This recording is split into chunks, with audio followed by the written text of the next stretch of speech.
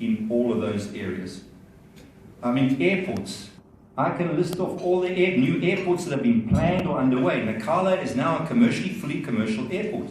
You don't have to go to Nampula, which I like because which I prefer because I don't really like Nampula that much. And then there's a new airport in Rwanda. There's a new one planned for Lagos. There's a new one planned for Dakar.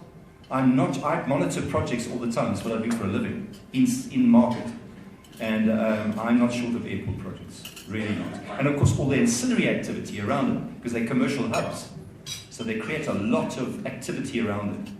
So no shortage there. On rail, well, we've had the Nakala rail line that we've been waiting. Unfortunately, the coal price is right through the floor. That is unfortunate. But nevertheless, the Nakala rail line is reaching fruition, and it's going to be pretty important because they have to move 100 megatons per annum, and the Nakala line can do 20 and the Senna line can do about 5. So you can see there's once again a stranded resource. Very, very difficult under these circumstances.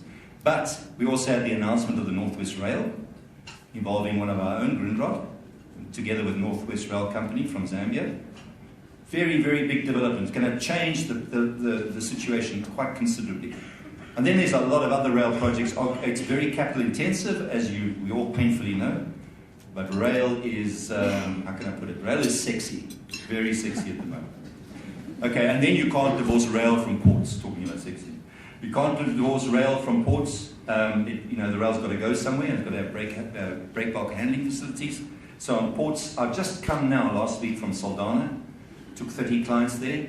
And I don't normally do projects in South Africa, but Saldanha is not a South African project, it's a regional project. To do the oil rig and vessel repair facilities. There are 110 vessels going past the Cape of Good Hope every year. You cannot believe the economic benefit from being able to put a rig into Saldanha and to be able to work at it. The local employment, the knock-on benefits are enormous. It's a major project. It should have happened a long time ago. Our friends in Namibia are already doing things along that line. And so I'm not sure the port developments. Tanzania is going to put 3 new ports up because Dar es Salaam is hopelessly inadequate, as most of us know. So there's been a lot of action. And now to come to the judges. Now with all this action in the last 12 months, we have when I say we, not me because I'm just looking at them. But basically it's not easy. Because how do you judge? You work with certain people, and you get close to them, and you ask yourself, am I being a bit subjective because I know these guys, I've done assignments for them or whatever.